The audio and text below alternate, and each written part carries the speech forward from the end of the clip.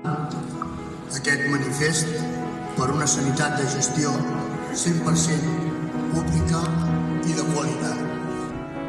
Exigim també que es respecti el pacte de salut signat per l'Ajuntament de Terrassa i la Conselleria de Salut en l'any 2023. Les llistes d'espera que tenim, les urgències indignes com les tenim, com estan els treballadors.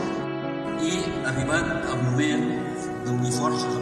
Estem presents perquè junts fem la força, no ens oblidem d'això. Convoquem a tota la ciutadania de Rubí i la comarca a la manifestació del 14 de febrer a les 11 hores a la plaça de l'Estació.